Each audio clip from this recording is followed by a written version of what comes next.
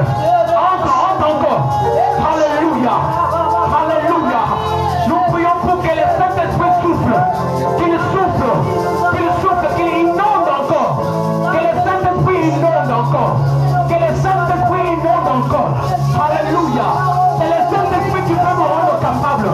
Dans nos maisons, quelle que soit la circonstance, quel que soit le moment, le Saint-Esprit est capable de nous rendre capables, de nous possibiliser. Il est capable de le faire. Alléluia. Alléluia. Comprends cela. Bien-aimés frères et sœurs, comprenez cela. Comprenez cela. C'est le Saint-Esprit. La Bible déclare, faites toutes sortes de prières, mais par l'Esprit. Par l'Esprit ce matin, j'aimerais que tu puisses te rejoindre à nous et que l'on monte ensemble. Que l'on monte ensemble. Que l'on monte ensemble. Que l'on monte ensemble. Que l'on monte ensemble. Monte ensemble avec nous. Alléluia. Élève ton esprit. Ce matin, élève ton esprit. Élève ton esprit. Élève ton esprit. Élève ton esprit. Élève ton esprit ce matin. Alléluia. Alléluia, Jésus. Écoute, bien-aimé, dans la maison où tu te trouves. Ce matin, assez avec ces choses. Où nous venons, nous sommes en train, toujours en train de prier. De prier, de pleurer la délivrance de Dieu. Mais nous oublions aussi une personne très importante. La personne du Saint-Esprit. La personne du Saint-Esprit. C'est cette personne qui était capable de révéler à Jésus qu'il n'allait pas abandonner la mission. Il devait continuer. Alléluia. Ce matin, j'aimerais que tu reconnaisses une chose ce matin. C'est que nous avons besoin du Saint-Esprit. On ne peut pas adorer sans le Saint-Esprit. On ne peut pas combattre sans le Saint-Esprit. Comment on va combattre? Comment on va déjouer les stratagèmes de l'ennemi si on n'a pas la révélation? Comment on va le faire? J'aimerais ce matin que tu comprennes que, à part toutes choses que nous possédons, nous avons besoin du Saint-Esprit. Tu vas demander ceci au Saint-Esprit. Que le Saint-Esprit te possède. Que le Saint-Esprit te possède. Que le Saint-Esprit te possède. Il est temps que nous soyons possédés par le Saint-Esprit. Il est temps que l'Église soit possédée. Possédée, je le dis bien, possédée ce matin par le Saint-Esprit. Est-ce que tu peux prier? Est-ce que tu peux monter? Le Saint-Esprit inonde nos cerveaux, inonde nos vies. Possède nos vies. Possède nos vies. Possède nos vies. Possède nos vies. Possède nos vies. Possède nos vies. Possède nos vies ce matin. Possède nos vies. Partout nous prions, nous prions. Nous prions, c'est très important. C'est le Saint-Esprit qui nous révèle la profondeur de Dieu. Alléluia. Alléluia. Alléluia Jésus. Alléluia Jésus. Alléluia Jésus. Alléluia Jésus. Alléluia Jésus. Alléluia Jésus. Alléluia Jésus. Alléluia, alléluia, alléluia. Nous avons besoin de toi ce matin. Saint-Esprit, viens posséder nos vies. Viens posséder nos vies ce matin. Possède la vie d'une sœur. Possède la vie d'un frère. Possède la vie éternelle pour la gloire de ce nom ce matin. Alléluia. Alléluia Jésus. Alléluia Jésus. Alléluia Jésus. Alléluia Jésus. Alléluia Jésus. Est-ce qu'ensemble on peut donner une offrande d'acclamation au Seigneur ce matin? Acclame spirituellement. Acclame spirituellement. Quand tu acclames, tu es en train de parler. Tu acclames, tu glorifies le Seigneur. Acclame différemment. Acclame différemment. Et partout où vous le suivez. Acclamez, acclamez, acclamez le Seigneur. Acclamez le Seigneur. Acclamez le Seigneur. Acclame le Seigneur. Seigneur, nous t'acclamons. Reçois nos acclamations ce matin. Reçois nos cris de joie. Reçois nos cris. Nos cris de reconnaissance. Nos cris de satisfaction. Nous sommes satisfaits dans ton nom. C'est la présence ensemble.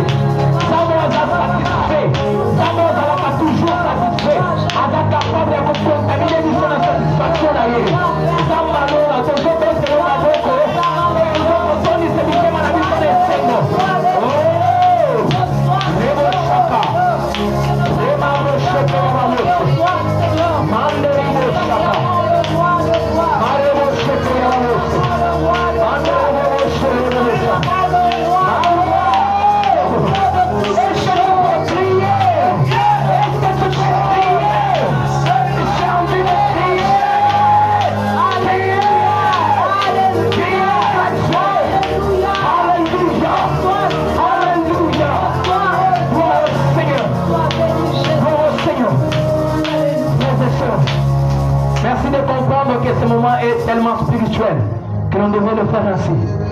Garde la même atmosphère, car nous allons monter plus que cela. Nous lisons dans Jérémie chapitre 29, verset 11e. Je lis ceci dans la version d'Arby. Il est dit ceci. Car moi je connais les pensées que je pense à votre égard, dit l'Éternel. Pensez de paix et non de mal, pour vous donner un avenir et une espérance. La version 8 secondes dit ceci. Je connais le projet que j'ai formé sur vous. Un projet de bonheur et non de malheur, pour vous donner un avenir et de l'espérance. Est-ce qu'il y a quelqu'un qui commence à perdre encore l'espérance? Est-ce qu'il y a quelqu'un qui commence encore à dire c'est trop? Est-ce qu'il y a quelqu'un qui commence à dire qu'il en est de trop? Est-ce que tu peux penser que le Saint-Esprit est là? Est-ce que tu peux penser que le Saint-Esprit est là? Le Saint-Esprit est là. Pourquoi tu veux oublier cette personne? Pourquoi tu veux oublier cette personne alors que tu te dis que tu as reçu Jésus-Christ? Le même Jésus-Christ a dit, il est très avantageux que je m'en aille, mais je ne vous laisserai pas orphelin. Je vous enverrai un autre consolateur. Je vous enverrai un autre consolateur. Celui-là va vous rappeler. Est-ce que quelqu'un peut se rappeler qu'il doit adorer Dieu en esprit? Est-ce que quelqu'un peut se rappeler ce matin qu'il n'a pas intérêt à regarder la réalité du monde? Est-ce que tu peux te rappeler de cela? Élève Jésus, élève Jésus. Élève Jésus, élève Jésus. Élève Jésus. L'espoir vient. L'espoir est en train de venir. L'espoir est en train de venir. L'espoir vient. Ne baisse pas les bras. Ne baisse pas les bras. L'espoir, j'aimerais encourager une personne ce matin. Adorez Dieu, car l'espoir est là. Adorez le Dieu de notre espoir. Adorez le Dieu de notre espoir ce matin. Alléluia. Adorez le Dieu de notre espoir. Nous adorons le Dieu de notre espoir ce matin. Le Dieu de notre espoir. Nous espérons en toi. Nous espérons en toi. Nous espérons en toi. Nous espérons en toi, Seigneur. À chaque instant, à chaque moment, nous espérons en toi, au Dieu de grâce. Nous espérons en toi. Nous espérons en toi. Nous plaçons notre confiance en toi. Nous plaçons notre confiance en toi. Alléluia. Alléluia. Le Dieu de mon espérance. Le Dieu de mon espérance. Le Dieu de mon espérance. Le Dieu en qui j'espère. J'espère en toi. J'espère en toi. J'espère en toi. J'espère en toi. J'espère en toi. J'espère en toi. J'espère en toi. La parole de Dieu déclare dans Matthieu chapitre 12, le verset 21. Et les nations espéreront en son nom. Est-ce qu'il y a quelqu'un qui peut espérer au nom de Jésus?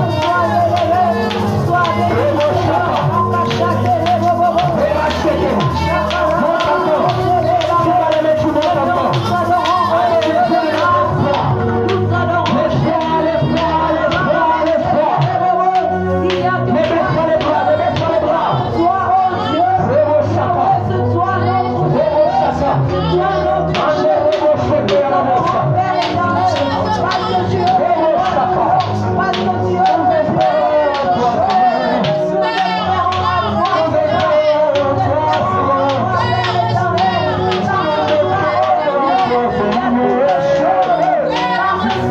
espérons en toi,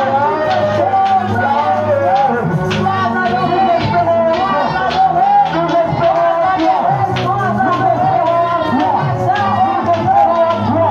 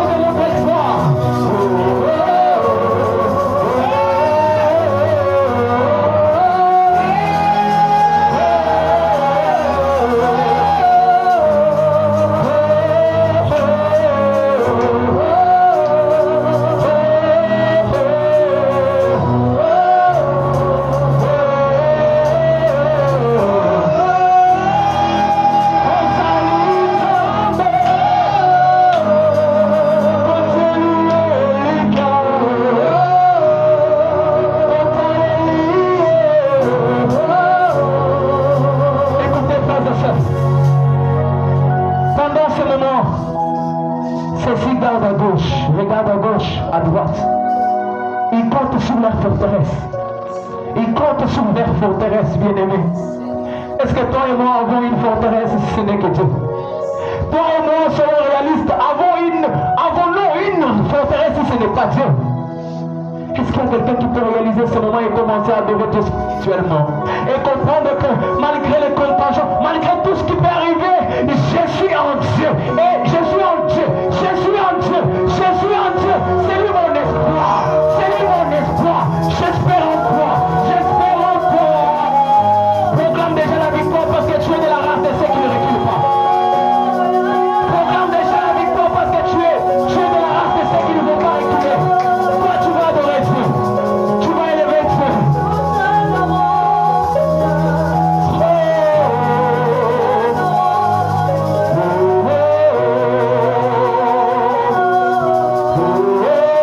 Proclamons-les ensemble.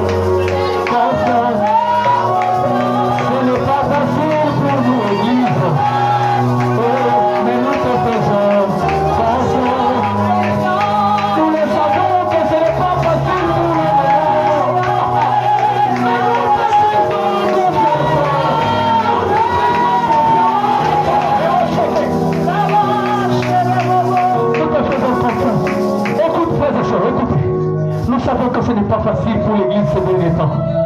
Mais qu'allons-nous faire? Qu'est-ce qu'on peut encore faire si ce n'est pas compter sur Dieu?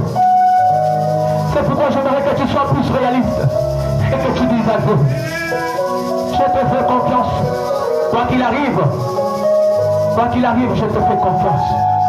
Quoi qu'il en soit, je te fais confiance. Je te fais confiance. Proclame-le avec moi. Je te fais confiance.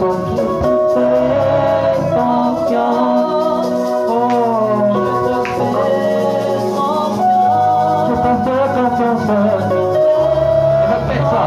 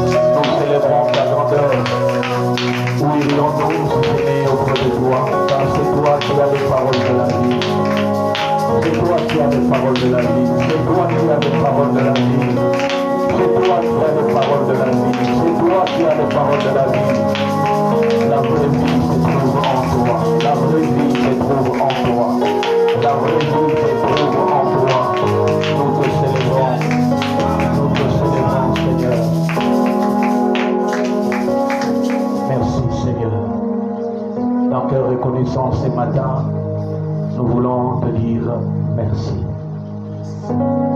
Au-delà de ce qui peut arriver, au-delà de ce qui se passe, au-delà de questions qui sont sans réponse, au-delà de cœurs qui pleurent, au-delà de réalités qui surpassent notre entendement, Seigneur, nous voulons te dire merci. Nous voulons te rendre grâce et te remercier parce que tu es Dieu. Dans le nom puissant de Jésus, nous avons ainsi prié. Amen.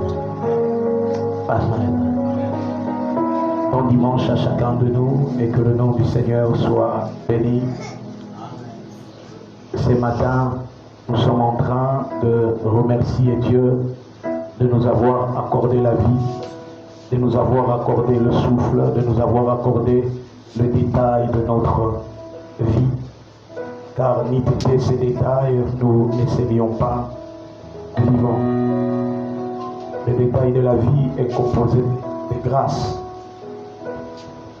Le détail de la vie n'est pas composé de ce que tu penses. Le détail de la vie est composé en grande partie à 99,99% de la grâce de Dieu. Le reste n'est que éphémère. Parce que quand la grâce de Dieu quitte l'homme, c'est à ce moment-là que l'homme se rend compte qu'il n'était rien. Les hommes peuvent tout dire. Dieu est un Dieu grand, un gentleman, comme disent les Anglais, mais aussi un Dieu qui laisse l'homme libre et un Dieu compatissant. Il peut te dire n'importe quoi, mais il peut aussi supporter et te laisser le temps de comprendre.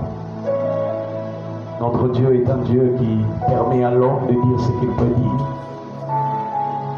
mais à la fin, l'homme se rend compte qu'il est inutile sans Dieu. Ce matin, j'aimerais aussi rappeler à quelqu'un que nous sommes inutiles sans Dieu.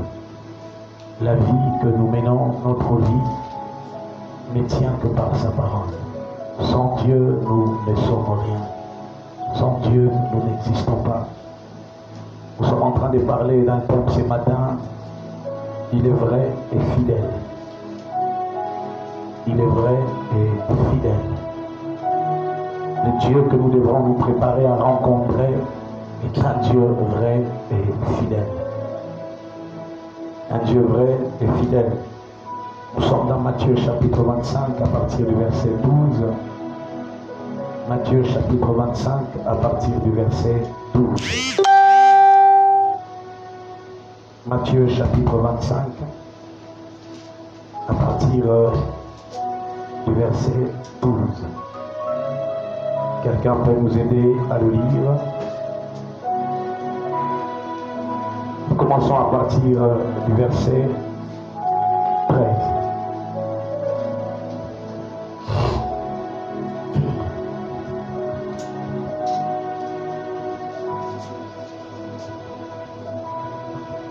Nous lisons Matthieu chapitre 25 à partir du 13e verset. Veillez donc, puisque vous ne savez ni les jours, ni l'heure.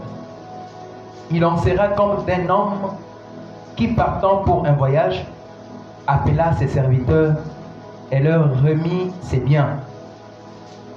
Il donna 5 talents à l'un, 2 à l'autre, et 1 au troisième, à chacun selon sa capacité, et il partit. Aussitôt, celui qui avait reçu les 5 talents s'en alla, les fit valoir et gagna 5 autres talents. De même, celui qui avait reçu les 2 talents en gagna 2 autres. Celui qui n'en avait reçu qu'un alla faire un creux dans la terre et cacha l'argent de son maître. Longtemps après, le maître de ses serviteurs revint et leur fit rendre compte. Celui qui avait reçu les 5 talents s'approcha en apportant 5 autres talents. Et il dit, Seigneur, tu m'as remis 5 talents. Voici, j'en ai gagné 5 autres. Son maître lui dit, c'est bien, bon et fidèle serviteur. Tu as été fidèle en peu de choses, je te confierai beaucoup. Entre dans la joie de ton maître. Celui qui avait reçu les 2 talents s'approcha aussi. Et il dit, Seigneur, tu m'as remis 2 talents. Voici, j'en ai gagné 2 autres. Son maître lui dit, c'est bien, bon, et fidèle serviteur. Tu as été fidèle en peu de choses, je te confierai beaucoup. Entre dans la joie de ton maître. Celui qui n'avait reçu qu'un talent s'approcha ensuite. Et il dit, Seigneur, je savais que tu es un homme dur, qui moissonne où tu n'as pas sémé, et qui amasse où tu n'as pas vanné. J'ai eu peur et je suis allé cacher ton talent dans la terre. Voici, prends ce qui est à toi. Son maître lui répondit, serviteur méchant et paresseux, tu savais que je moissonne où je n'ai pas sémé et que j'amasse où je n'ai pas vanné. Il te fallait donc remettre mon argent au banquier et à mon retour, j'aurai retiré ce qui est à moi avec un intérêt. Ôtez-lui donc le talent et donnez-le à celui qui a les 10 talents. Car on donnera à celui qui a et il sera dans l'abondance, mais à celui qui n'a pas, on ôtera même ce qu'il a. Et les serviteurs inutiles, jetez-les dans les ténèbres du dehors, où il y aura des pleurs et des grincements de dents. Amen. Amen. Je lis une petite portion dans la version français courant. La Bible dit, il en sera comme d'un homme qui allait partir en voyage. Il appela ses serviteurs et leur confia ses biens. La version Louis II parle des talents, mais la version français courant, lui, parle des biens, de ses biens, le bien du maître. Et il remit ses biens acquis à ses serviteurs. Nous sommes en train de parler d'un Dieu qui est vrai et fidèle. Aujourd'hui, le monde et ceux qui l'habitent, beaucoup sont d'avis de croire que Dieu n'existe pas. Dieu est le résultat de la création, de l'imagination de l'homme. Dieu est le résultat d'une réflexion des individus qui ont façonné Dieu. Mais ce que nous oublions, c'est que cette parole, la parole de Dieu, la Bible, n'est pas le seul ou le seul preuve de l'existence de Dieu. On peut se rendre compte que Dieu est vrai en observant la création. Parce que toutes les théories humaines qui parlent que l'existence de la Terre ou de l'humanité est venue d'un Big Bang ou je ne sais d'une évolution, toutes les théories de l'évolution ont des questions qui n'ont pas de réponse. À suivre d'une façon claire et nette, on se rend compte que c'est absurde, ce n'est pas cohérent, que les atomes se sont mis ensemble, ont explosé et après, paf, ça a créé quelque chose. Comment cela a été créé avec une précision claire et nette, avec une intelligence que les hommes continuent à découvrir. Vous n'avez qu'à observer les mers, vous n'avez qu'à observer les richesses enfouies sous terre. D'où sont-ils venus? Beaucoup de réponses que les scientifiques ne savent donner, que les hommes qui veulent nier l'existence de Dieu ne savent pas clairement couvrir. Il est impossible de couvrir l'existence de Dieu. Il est inadmissible de dire clairement que Dieu n'existe pas. Et un des éléments importants aujourd'hui qui nous montre que Dieu est vrai,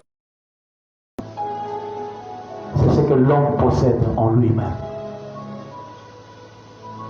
Chaque homme tel qu'il est là, tel qu'il existe, quand il rentre en lui-même, dans son cœur, la Bible dit que Dieu a placé la soif de l'éternité, le désir de l'éternité.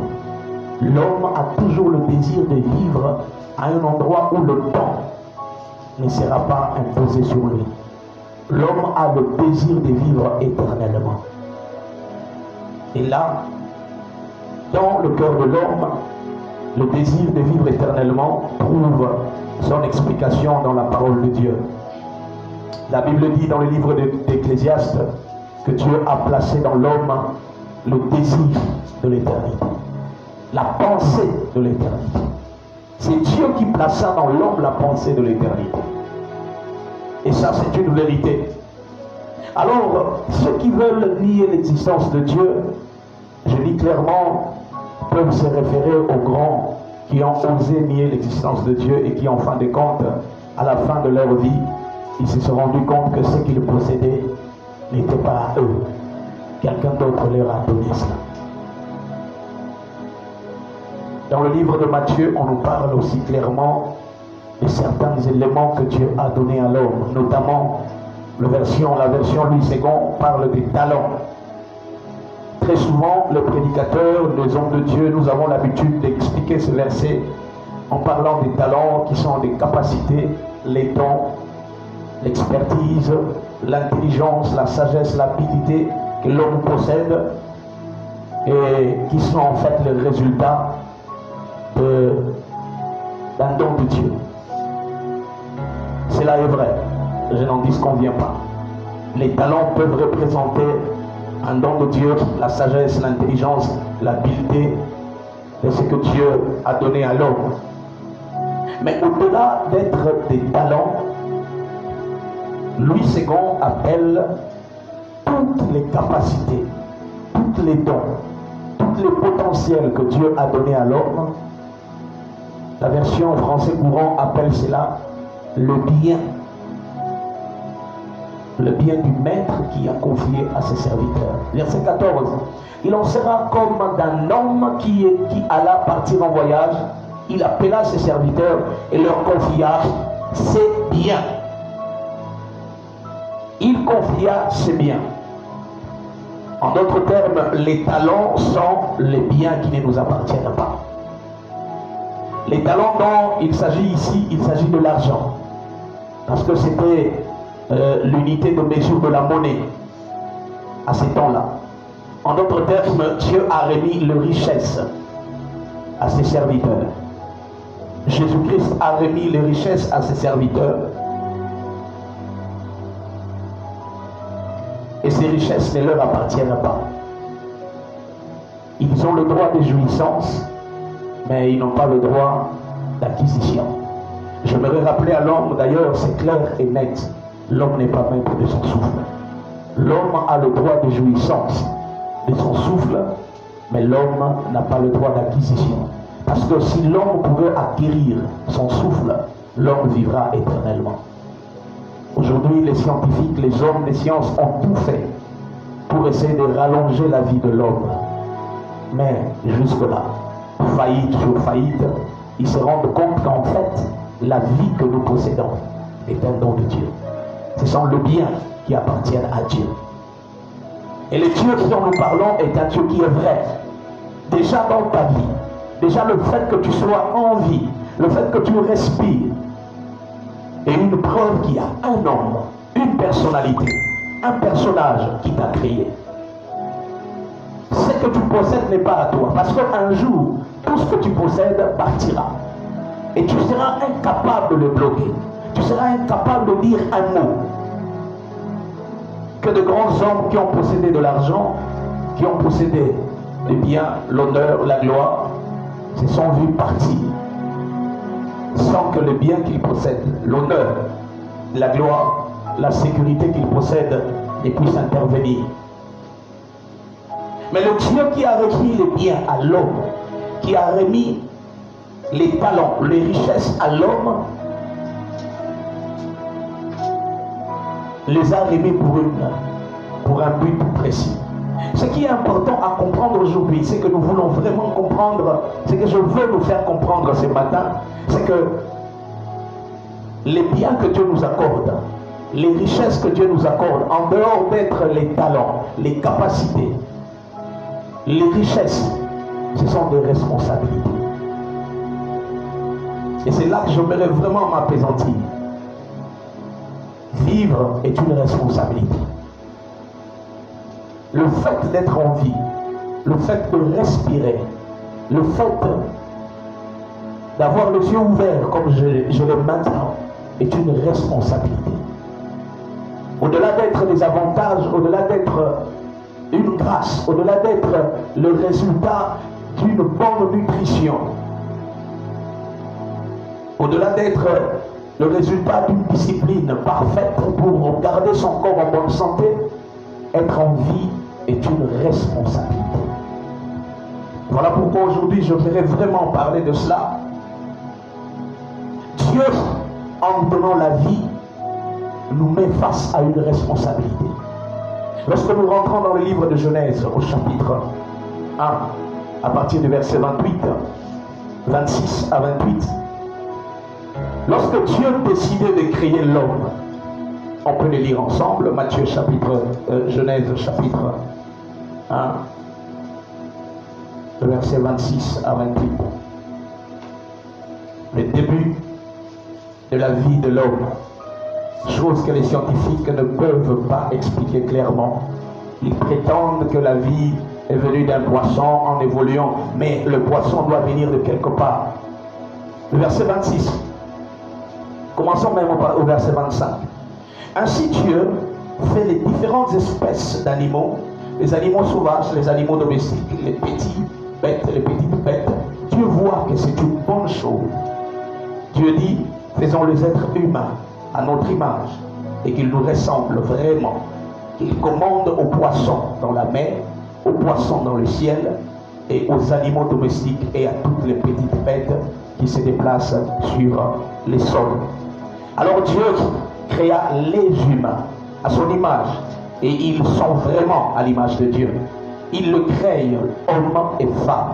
Puis il le bénit en disant, ayez des enfants, devenez nombreux, remplissez la terre et dominez-la. Commandez aux poissons de la mer, dans la mer, aux oiseaux dans le ciel et à tous les animaux qui se déplacent sur la terre. Voilà, clair et net dans ce verset qui nous parle du début de la vie. Juste après, avant même que Dieu ne donne la vie à l'homme, Dieu a prévu une responsabilité qui sera liée automatiquement à la vie de l'homme. Être en vie est une responsabilité. Tu es en vie parce qu'il y a une chose, une mission à accomplir. Tu as une responsabilité quand tu es en vie. Et c'est à cela que l'homme doit réfléchir tous les jours. Et quand nous lisons le livre de Matthieu, nous comprenons que les responsabilités ne sont pas les mêmes pour chaque humain qui est vivant sur la terre. La Bible dit qu'aux uns il donna 5 talents, aux autres 3, aux autres 2, à un autre un seul talent. Tout ça en fonction des capacités que possède chacun à gérer. Voilà encore un autre signe de la responsabilité que Dieu lègue à l'homme lié à la vie. Et l'homme restera en vie aussi longtemps qu'il reste sur la ligne de l'accomplissement de ses responsabilités. Dieu gardera l'homme en vie aussi longtemps que l'homme reste dans la lignée ou en respectant la mission pour laquelle, ou les responsabilités pour lesquelles il est en vie. Tu es en vie pour une responsabilité. Tu es en vie afin de remplir une tâche. Plusieurs tâches ont été léguées aux hommes, à chacun selon ses capacités. Et tu es en vie en fonction de ces tâches. En fait, la grâce que Dieu nous donne d'être en vie est liée à une responsabilité à côté. Et quand l'homme ignore les responsabilités qui lui sont assignées, automatiquement l'homme dévie la trajectoire de sa mission et entre dans ce qu'on appelle les accessoires. Et généralement, les accessoires ne permettent pas à l'homme d'évoluer, mais permettent la chute de l'homme. Voilà pourquoi Ève et Adam, remarquez, ils ont laissé la responsabilité qui leur a été donnée en étant en vie. Pourquoi? Pour manger. Manger le fruit d'un arbre interdit. Posez-vous la question. N'avait-il pas à manger? La Bible est claire là-dessus. Dieu leur dit, je vous donne tous les fruits de ce jardin. Mangez, sauf un. Ils n'avaient pas encore terminé à manger tous les fruits du jardin, mais ils étaient tentés à aller s'occuper à manger un fruit interdit. Ça veut dire abandonner l'essentiel pour s'occuper à des choses futiles. c'est que ce matin, je suis en train de parler d'un Dieu qui est vrai et qui est fidèle. Et le Dieu vrai et fidèle dont je parle est un Dieu qui a le sens de la responsabilité. Voilà pourquoi lorsqu'il a créé l'homme, il dit il a créé l'homme à son image pour lui donner une responsabilité. C'est lui de dominer, de gérer, de se multiplier, de procréer. Tout ce que l'homme avait comme responsabilité d'accomplir, ces choses contribuent à la gloire de Dieu. Ces choses contribuent à extérioriser la puissance de Dieu. Voilà pourquoi, toi qui es vivant ce matin, toi qui respires le souffle de vie ce matin, n'oublie pas que le souffle que tu as est pour une mission. Et la mission que tu as, malheureusement ou heureusement, tu seras obligé de rendre compte. Voilà, la Bible dit il en sera de même. Mais avant cela, il parle au verset 13. Il dit, au verset 13, il dit ceci: veillez donc, puisque vous ne savez ni l'heure ni le jour. Le Dieu qui nous a donné la vie, qui nous a donné toutes les capacités que nous possédons, reviendra un jour, parce qu'il est fidèle à sa parole. Il est fidèle à sa parole. Il reviendra un jour. Et lorsqu'il reviendra, il ne reviendra pas pour te donner une seconde vie, il reviendra d'abord pour avoir les comptes de la première vie qu'il t'a donnée. Et c'est là où je veux attirer notre attention, que le fait que tu sois en vie est une responsabilité. Reste concentré dans les responsabilités qui t'ont été assignées en tant qu'humain, en tant qu'enfant de Dieu, en tant que créature de Dieu. Reste concentré. Tu ne trouveras le bonheur, la joie, la paix dans ton cœur qu'en remplissant les responsabilités pour lesquelles Dieu t'a mis ici sur terre. L'oisivité, la distraction, l'opulence, toutes les choses qui ne permettent pas aux hommes de rester concentrés, les amènent à la destruction. Ce matin, j'aimerais vraiment insister que le Dieu que nous servons est un Dieu fidèle, vrai, et il reviendra. La Bible dit, nous ne connaissons ni l'heure, ni le jour, mais il reviendra. Et on parle, on explique cela en donnant une parabole. Le Seigneur explique cela en donnant une parabole de quelqu'un qui est irresponsable, mais qui part en voyage. Il se déplace. Laissez-moi vous rappeler que la présence de Christ ou son absence ne peut pas changer ta responsabilité et ta pensée d'être focus. Je me répète, que Christ soit présent ou absent, tu es appelé à rester concentré à la responsabilité que Dieu t'a donnée. Quoi que tu fasses, fais-le en fonction de la mission que Dieu t'a donnée. Ce matin, j'aimerais réveiller quelqu'un à comprendre que tu as une mission claire et nette, précise. Déjà en tant qu'humain, dans le livre de Genèse, la mission est claire. Multiplie-toi. Si tu as été créé à l'image de Dieu, c'est que les personnes qui doivent, la multiplication qui sera l'objet de ton travail, les personnes que tu vas procréer doivent être aussi à l'image de Dieu. Ça veut dire que même celui qui dit qu'il ne connaît pas Dieu, mais le fait qu'il est en train de procréer, tu dois procréer les personnes qui doivent ressembler à ton Créateur. Voilà pourquoi je dis, même ceux qui se disent que Dieu n'existe pas, ils seront quand même appelés en jugement. Parce que même en étant humain, même en étant seulement une créature, il y a une responsabilité claire et nette. Dieu te crée pour te multiplier à son image, pour dominer, pour gérer.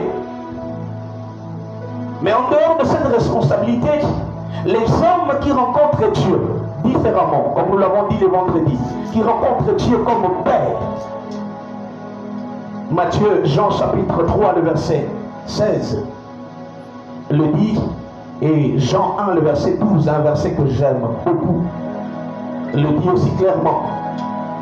Quand vous rencontrez Dieu comme un père et que vous devenez son enfant, au-dessus de la responsabilité d'être un humain, vous avez une deuxième responsabilité, celui d'un enfant de Dieu. Remarquez, dans l'Ancien Testament, dans Genèse, on parle de la multiplication. Jésus vient, il parle de la venue du Créateur, il parle du retour du Fils de l'homme, il parle aussi de la multiplication. Il insiste.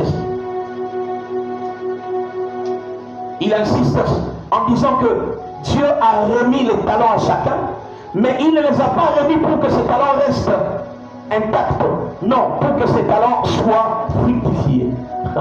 Là encore, il s'agit de la multiplication. Quand on parle de la multiplication, de quoi s'agit-il? Mathématiquement parlant, on ne peut multiplier que les éléments d'une même nature.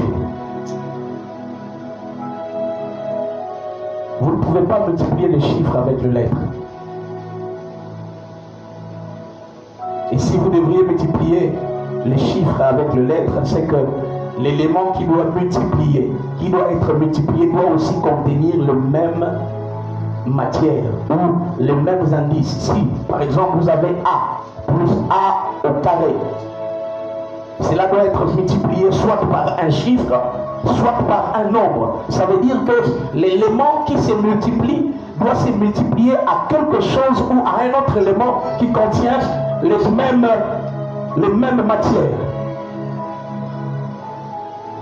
Alors là, j'aimerais insister pour te dire que déjà mathématiquement parlant, quand tu te multiplies, là, il y a l'élément qu'on appelle l'influence. La nature, les signes sur le plan mathématique, le signe de l'élément qui se multiplie à un autre joue à sa faveur aussi. Vous avez un exemple simple. Moins 2 fois 2 fait combien? Ça fait combien? Moins 2 fois 2, ça fait combien? Ça fait combien? Moins 2 fois moins 2, ça fait moins 4. Qu'est-ce qui se passe? Le résultat de cette multiplication récupère le signe des éléments qui ont été multipliés. Cela veut dire que lorsque vous vous multipliez, vous avez la responsabilité d'accorder au résultat de votre multiplication l'indice, les éléments de ce qui forme votre matière première. Et c'est là où l'homme a failli à sa responsabilité. Que fais-tu lorsque tu as la responsabilité de te multiplier? La Bible parle de bien du maître, mais la Bible aussi parle des talents, les richesses. Mais quand vous lisez très bien, vous comprendrez que ces talents n'étaient pas seulement des responsabilités, mais c'était des richesses, mais qui étaient censées être multipliées. Mais quand ces talents sont multipliés, ils ne deviennent pas autre chose. C'est la même chose qui s'agrandit, qui se multiplie. La même nature qui doit se multiplier. Voilà pourquoi la Bible dit quand les justes se multiplient, le peuple est dans la joie. Quand un juste doit se multiplier, il se multiplie pour que c'est lui. Qu'est-ce que je dois dire? Quand un juste doit se multiplier, c'est pour produire d'autres justes comme lui. Tu as intérêt à produire d'autres justes comme toi. Et voilà là la vraie responsabilité de ceux qui s'appellent enfants de Dieu. Nous avons la responsabilité de nous multiplier, mais en dehors de notre au-dessus de la multiplication, nous devrions accorder au résultat de notre multiplication les signes qui nous possèdent. Si vous êtes un signe négatif ou positif, vous devrez les accorder. Mais pour les enfants de Dieu, la Bible parle de plusieurs signes. L'un des signes les plus importants qui caractérise les enfants de Dieu, il s'agit de l'amour. En grand, la Bible dit, on les reconnaîtra. On vous reconnaîtra que vous êtes le mien si vous vivez dans l'amour.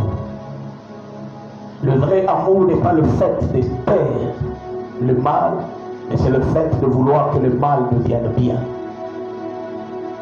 Le vrai amour n'est pas le fait de transformer la vérité en une forme de mensonge ou atténuer la vérité. Non, le vrai amour est le fait de parler de la vérité dans l'intention d'apporter le changement. En dehors de ça, Galates chapitre 5, le verset 16, nous parle d'autres signes qui doivent accompagner ceux qui se multiplient dans le Seigneur. Galates chapitre 5, est-ce qu'on peut le lire? Galates 5, le verset 16.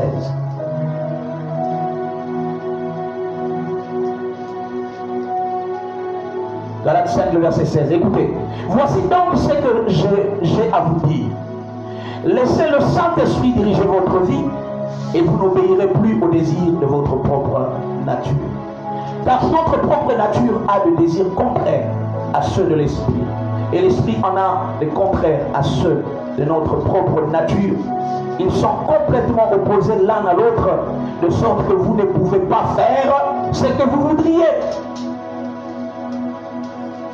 Mais si l'Esprit vous conduit, alors vous n'êtes plus soumis à la loi. Alléluia. Alléluia. Alléluia. Le verset 22. Mais ce que l'Esprit Saint produit, c'est l'amour, la joie, la paix, la patience, la bienveillance, la bonté, la fidélité, la douceur, la maîtrise de soi. La loi, certes, n'est pas contre de telles choses. Remarquez ici, la Bible parle, voici donc ce que j'ai à vous dire. Laissez le Saint-Esprit diriger votre vie et vous n'obéirez plus au désir de votre propre nature. Parce que votre nature a été compromise. La nature de l'homme qui avait la responsabilité de pouvoir se multiplier a été compromise. Ça veut dire il a obtenu un autre signe qui devrait se répercuter au résultat de la multiplication. Et c'est ainsi que l'humanité tout entière a reçu les signes négatifs venant de la multiplication de deux personnes qui ont été infectées, qui ont été touchées par le signe négatif venant du diable. Mais la chose intéressante est que un autre homme est venu qui lui avait un signe positif et qui était assez puissant, avec un exposant assez considérable pour engloutir le signe négatif qui était dans toute l'humanité. Et pour que cela soit réalisable, il devrait produire l'atmosphère, produire l'espace, produire le moyen, produire le cadre dans lequel les hommes devraient entrer dans un ensemble, et quand ils ressortiront de cet ensemble, ils devraient avoir un signe différent avec lequel ils sont entrés. Et cette atmosphère, cet espace, ces lieux s'appelle la croix de Golgotha. Tout celui qui passe par la croix entre dans un ensemble qui crée une transformation du signe négatif de la personne, et quand la personne sort, il n'est plus du signe négatif, il prend un signe positif. Or, cela n'est possible que dans la multiplication et non dans l'addition. Je pense que les mathématiciens ne contrediront pas. Le signe positif a toujours la domination sur le signe négatif. Et je pense que je n'ai pas tort. Cela veut dire que Christ a permis à ce qu'un espace soit possible pour que les hommes se multiplient. Mais la multiplication sera différente. Parce qu'en entrant dans cet ensemble, ils ont la capacité de pouvoir être transformés, renouvelés. Et en sortant, ils auront un signe positif. La croix est en fait la meilleure mathématique de notre Seigneur Jésus-Christ et de notre Dieu. C'est par la croix que Dieu a permis à ce que l'humanité qui avait obtenu le signe négatif puisse être transformée en signe positif. Voilà pourquoi toi qui acceptes le Seigneur Jésus comme Seigneur et Sauveur, tu as intérêt à produire le positif dans ta vie. C'est ça la responsabilité que tu as. La production de ce positif porte plusieurs noms. L'atmosphère dans laquelle tu produis le signe positif s'appelle la sanctification. C'est dans la sanctification que tu as la possibilité de produire le signe positif et de te reproduire. Mais l'élément qui permet, selon Galates, l'élément qui permet la reproduction, la multiplication, s'appelle le Saint-Esprit. Galates le dit clairement, il dit ceci: laissez-vous conduire par l'Esprit et vous n'accomplirez plus les désirs de votre propre nature. Quelle nature? La nature qui a été infectée par le signe négatif. C'est que le Saint-Esprit n'est pas le signe d'addition, mais c'est le signe de la multiplication. L'avantage avec la multiplication, c'est que la multiplication a un pouvoir de produire complètement le double de la chose qui se multiplie. Je vais m'expliquer. 5 fois 5 veut dire, vous prenez 5 fois. Le même nombre, vous le prenez autant de fois. 5 fois 5 fait le 5 là que vous multipliez, que vous prenez 5 fois. Quand vous prenez 5 fois 20, ça veut dire 5, 20 fois. Pourtant, quand vous faites 5 plus 20, ça fait 25. Le signe de la multiplication a la facilité, a l'opportunité, si je dois dire, le pouvoir de pouvoir se reproduire d'une façon exponentielle. Je suis un peu plus mathématique aujourd'hui, mais je veux atterrir. Qu'est-ce que je veux simplement nous dire? Galates nous dit que ceux qui se laissent conduire, ça veut dire ceux qui se laissent affecter par le signe de la multiplication, qui est le Saint-Esprit, ont la possibilité de ne plus reproduire le signe négatif qu'ils ont, mais de produire le signe positif. Cela complète le verset de base dans Matthieu, qui parle de la multiplication des talents et des responsabilités que nous avons. Frère, si tu as une mission, c'est lui de te reproduire, c'est lui de te multiplier, c'est lui de devenir meilleur qu'aujourd'hui, c'est lui de devenir grand qu'aujourd'hui. Notre grandeur ne dépend pas de l'environnement dans lequel nous nous trouvons, mais notre grandeur dépend du signe avec lequel nous sommes affectés. Ton élévation ne dépend pas de l'atmosphère dans laquelle tu te trouves. Non. Ton élévation dépend du signe avec lequel tu es mis en contact. Si le chiffre 2 est mis en contact avec le signe de la multiplication, il double. Mais si le chiffre 2 est mis à côté d'un signe qui s'appelle l'addition, il ne se double pas, mais il s'additionne. Ainsi de suite. Donc je voudrais rappeler à quelqu'un que le Seigneur que nous servons, c'est lui qui nous a donné la vie, nous a donné une responsabilité, c'est lui de se multiplier, c'est lui de se dédoubler, c'est lui d'influencer. Voilà pourquoi il utilise un autre terme, il dit: vous êtes la lumière du monde. La même chose, quand la lumière n'est pas là, le ténèbre remplit l'espace où la lumière n'est pas éclairée. Mais dès que la lumière vient, on n'a pas besoin de fournir des efforts. Le ténèbre s'en va de soi-même.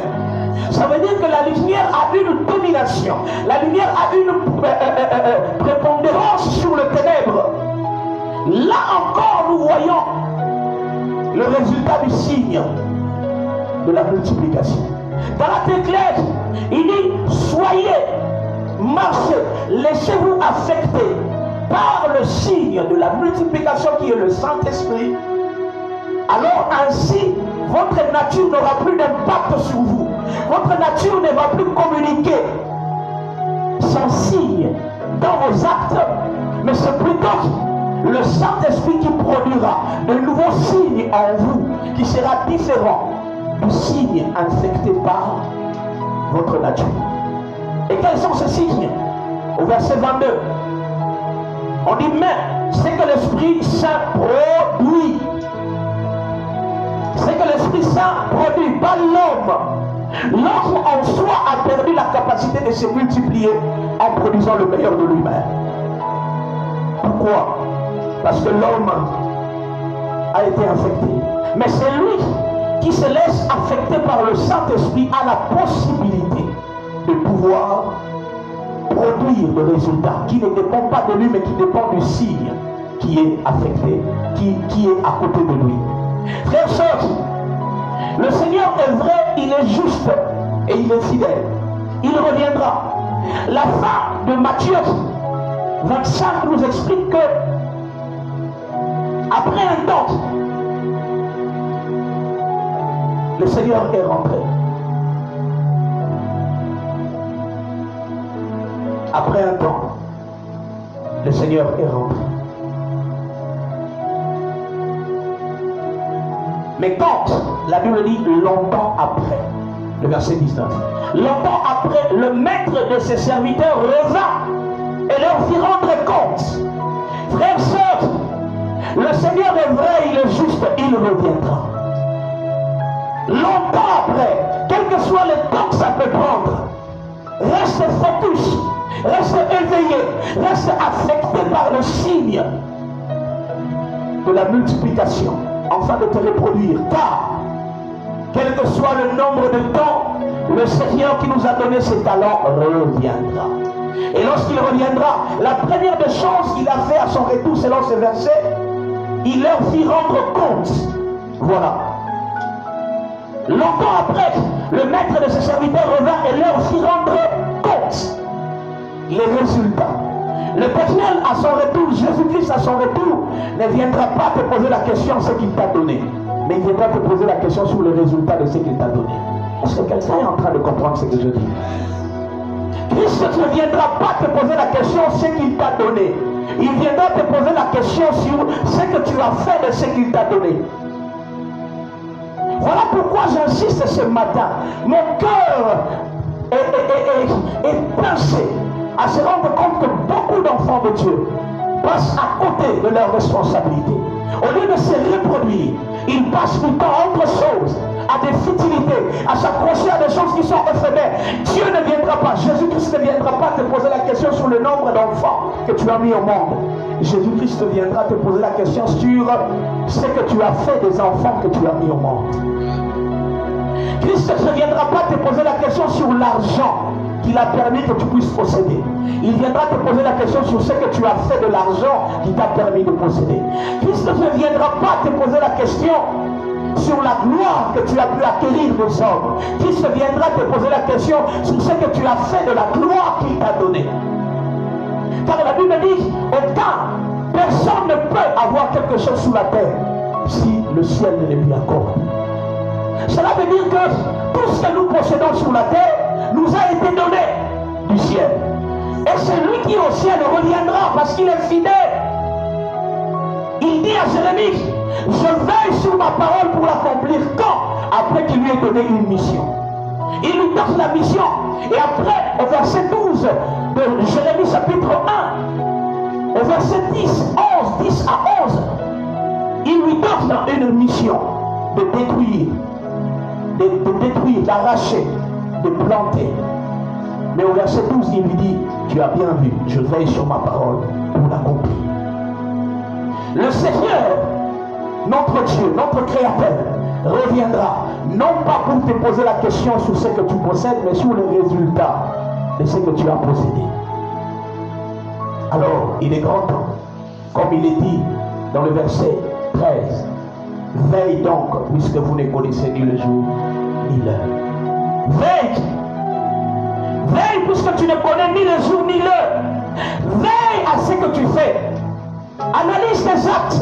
Que fais-tu de ce que Dieu t'a donné? Que fais-tu du temps que Dieu te donne?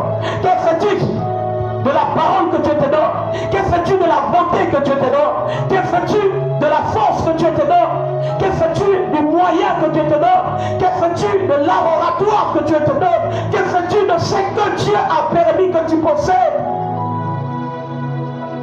Car le jour qu'il viendra, il ne viendra pas te poser la question qu'est-ce que tu as possédé. Non, il te posera la question qu'est-ce que tu as fait de ce que tu as possédé. Et la meilleure façon de reproduire, de multiplier ce qu'il nous a donné, c'est de s'attacher au Saint-Esprit. Ce matin, pour conclure, tu veux multiplier ce que Dieu t'a donné, sois attaché au Saint-Esprit. Fais du Saint-Esprit ton mentor. Fais du Saint-Esprit ton manager. Fais du Saint-Esprit ton motivateur. Fais du Saint-Esprit ton père. Fais du Saint-Esprit ton coach. Fais du Saint-Esprit ta boussole. Fais du Saint-Esprit ton ami. Fais du Saint-Esprit ton amoureux. Fais du Saint-Esprit l'objet de ton observation. C'est seulement par ce moyen-là que tu pourras te multiplier. C'est seulement par ce moyen que tu seras capable de reproduire les vrais talents que Dieu t'a donnés. Et je te rappelle, Dieu est fidèle. Il reviendra. Il revient bientôt. Longtemps après, oui, même longtemps, il va revenir. Que fais-tu de ce que Dieu t'a donné? Avoir des enfants est une responsabilité parce que tu as intérêt à reproduire sur ces enfants le signe positif que tu as reçu du Saint-Esprit. Que ce soit les enfants biologiques ou spirituels, tu as intérêt de faire d'eux des disciples. Ce qui est encore intéressant pour conclure, c'est que, et ce que nous avons possédé, et ce qui est le résultat de notre multiplication de ce que nous avons possédé, ne nous appartiennent pas. Ça appartient au Maître. Le jour qu'il reviendra, il prendra et ce qu'il nous a donné, et ce que nous avons fait de ce qu'il nous a donné. Car, et ce qu'il nous a donné, et ce que nous avons fait de ce qu'il nous a donné, le tout lui appartient. Il en est le Maître. Il en est le responsable. Voilà pourquoi dans Matthieu chapitre 28, il est clair. Il parle maintenant clairement avant de s'en aller. Il dit, faites de toutes les nations le disciple. Le disciple de quel maître? Il n'y a qu'un seul maître, Jésus-Christ. Voilà pourquoi Timothée, l'apôtre Paul dit à Timothée, en temps favorable ou non, multiplie-toi. Prêche l'évangile, multiplie-toi. Or, quand on parle de l'évangile, la Bible dit c'est une puissance pour le salut de l'humanité. Multiplie-toi. Les confinements ne peuvent pas nous empêcher de nous reproduire. Non. Car dans l'arche de Noé, il y a eu confinement. Mais à la sortie du confinement, il y a eu multiplication. Les animaux qui étaient entrés dans l'arche sont sortis. Ils se sont multipliés. Mais le lion n'a pas produit l'agneau. Non. Le lion n'a pas produit l'antilope. Le lion a produit le lion. L'antilope a produit l'antilope. Le porc-épic a produit le porc-épic. Chacun s'est multiplié par rapport à la sémence qu'il possédait. Et il a été capable de se reproduire et d'accorder la même sémence au résultat de sa production. Voilà pourquoi, si Dieu te fait grâce, que tu sois un rescapé, le rescapé du Covid-19, c'est pour que tu aies la possibilité de te multiplier. Maintenant ou même après, car cet élément va finir, et elle finit déjà. Et mais quand ces choses vont s'arrêter, quand il te faudra sortir de ton confinement soi-disant, qu'est-ce qui est confiné? Ce sont tes mouvements quotidiens qui ont été confinés. Et ce n'est pas toi qui es confiné. Tes mouvements quotidiens. Et la plupart des mouvements quotidiens sont des mouvements que toi-même tu as créés, que tu as fait le choix de choisir. D'autres tu les as créés, d'autres tu as fait le choix de les choisir. Un travail, des amis que tu vas visiter, l'église où tu vas. Mais quand tu as fait le choix de tous ces mouvements, as-tu réfléchi sur les résultats? Les confinements dans lesquels tu te trouves, ce n'est pas toi qui es confiné. Non, ce sont tes mouvements qui sont confinés. On a confiné nos mouvements. Mais laissez-moi vous dire, la Bible dit en réalité dans l'homme, c'est l'esprit. On a confiné l'homme physique. On a confiné le mouvement de l'homme physique, mais pas le mouvement de l'homme spirituel. Il est possible pendant ces temps, que ton homme physique est confiné, que tu te multiplies. Car l'esprit qui est avec toi est un esprit qui s'appelle un esprit de mouvement. Car au début, la Bible dit, il s'est mouvé au-dessus de l'eau. Pendant qu'il y avait les ténèbres, le Saint-Esprit s'est mouvé au-dessus des eaux. Ça veut dire il s'est déplacé. On ne peut pas bloquer le Saint-Esprit. Et la Bible dit dans le Nouveau Testament que le Saint-Esprit, on le compare au vent. Vous ne savez ni où il vient, ni où il va. Ça veut dire qu'on est incapable de bloquer son mouvement. Laissez-moi vous rappeler, un enfant de Dieu assidu, un enfant de Dieu qui a compris sa responsabilité, va s'attacher au Saint-Esprit et il ne sera pas confiné parce qu'il va se mouvoir. Il va se mouvoir. Tu vas bouger, tu auras le mouvement. Pas seulement un mouvement physique, mais d'abord un mouvement spirituel. Car le monde dans lequel nous vivons a besoin d'une mutation, a besoin d'un mouvement, a besoin d'un changement. La preuve, le virus qui est en train de créer le changement dans le monde n'est pas physique. Il est spirituel? Non. Il est micro-physique. Invisible à l'œil nu, mais il existe. C'est déjà un signe que pour mieux réussir pendant ces temps, tu n'as pas besoin de la visibilité physique. Tu as besoin d'une visibilité spirituelle. Car même l'ennemi qui combat les États, qui combat les nations, on ne le voit pas. Si on doit le voir, on ne peut que constater ses actes. On ne peut que constater ses réactions. Même lui a la possibilité de se multiplier. Remarquez bien dans cette maladie, il y a des indicateurs clairs et nets qui doivent réveiller un enfant de Dieu. Ces virus se multiplient. Il affecte les hommes. Et il les impacte. Si un virus qui ne peut mesurer que quelques 40, quelques millièmes de micros, je ne sais lequel, est capable de toucher des milliards de personnes. Et en moins d'un mois. Et toi qui as été créé à l'image de Dieu, pourquoi tu n'es pas capable de te multiplier? J'aimerais te rappeler que le Seigneur qui nous a créés est fidèle. Il revient. Il viendra redemander les comptes sur ta multiplication. As-tu créé des disciples? Ou as-tu créé des fanatiques? Ou tu n'as en fait rien créé? Si tu es un vrai disciple, tu dois reproduire les disciples. En temps normal ou pas, rien n'a changé. Observez très bien, ceux qui analysent bien, rien n'a changé. Ce qui a changé, ce sont nos mouvements quotidiens. Et Dieu nous prouve par cela que nos mouvements quotidiens peuvent s'arrêter, mais l'homme peut continuer à vivre. Tu ne vis pas à cause de tes mouvements quotidiens, tu vis à cause de ce qui est en toi. Alors réveille-toi et mets-toi en marche. Comment? Expose-toi au signe de la multiplication qui est le Saint-Esprit. Expose-toi.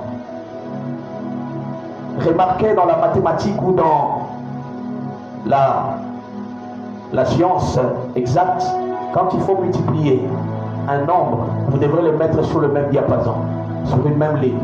D'ailleurs, je me rappelle encore en primaire, on exigeait à ce que le chiffre qui se multiplie l'un après l'autre doit se retrouver sur le même diapason. Le même diapason. Le même diapason. Place-toi sur la même diapason que le Saint-Esprit. Place-toi sur la même diapason que le Saint-Esprit. Alors, il va t'affecter. Alors, il va te multiplier. Pose-toi sur le même diapason. Voilà pourquoi la Bible dit dans le livre de l'Apocalypse, il parle à l'apôtre Jean. Il lui dit, monte ici et je te ferai voir ce qui doit arriver. L'avenir n'est pas ce que les journaux nous disent. L'avenir n'est pas ce que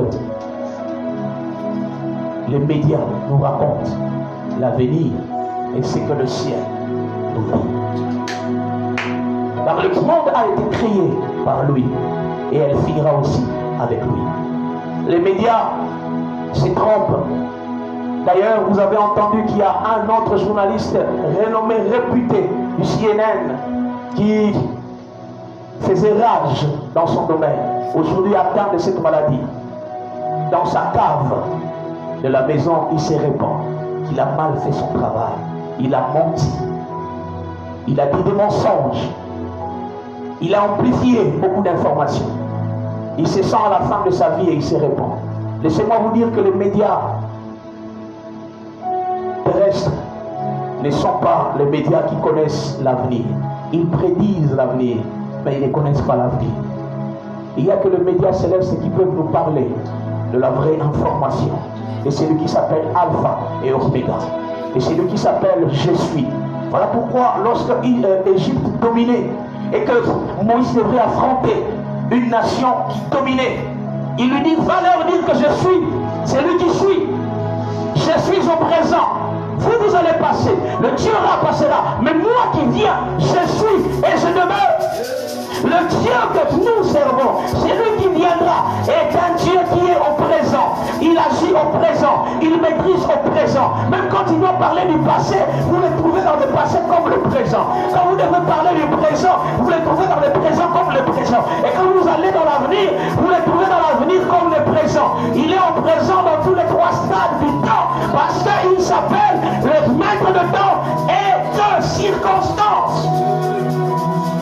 Expose-toi à son esprit, expose-toi à lui, alors tu auras la possibilité de vivre dans le temps, de vivre dans le temps. Si ton passé a été infecté, mais tu as la possibilité de te laisser multiplier au présent par le Saint-Esprit, par le principe de Dieu, afin que l'avenir devienne comme résultat ce qu'il t'a donné comme responsabilité. Car à l'avenir, tu produiras et tu serviras au dessein de Dieu. Ma prière ce matin, le Dieu qui revient, le Dieu qui reviendra, qui vient te trouver multiplié, qui vient te trouver reproduit, qui vient te trouver avec une grande influence. Tu as influencé la nature que tu avais dans plusieurs personnes. Et cela n'est possible que par le Saint-Esprit. Gloire à Dieu pour les hommes de science qui ont découvert le moyen technologique, car même au moyen de la technologie, il nous est possible de nous impacter. Il est possible de nous reproduire. Alors lève-toi et rappelle-toi que tu as une responsabilité face à ton maître qui t'a créé. Et ton maître est un maître responsable. Il ne t'a pas laissé seul. Il t'a donné les capacités, mais il t'a donné le moyen de te multiplier. Le seul moyen pour se multiplier, c'est au travers du Saint-Esprit. Voilà pourquoi ce matin, que quelqu'un s'expose au Saint-Esprit. Expose-toi au Saint-Esprit. Expose-toi au Saint-Esprit. Expose-toi au Saint-Esprit. Dis au Saint-Esprit, je m'expose ce matin. Je m'expose ce matin à toi. Je viens m'exposer à toi ce matin. Façonne mon être intérieur. Influence ma vie. Influence ma personnalité. Influence mon être intérieur.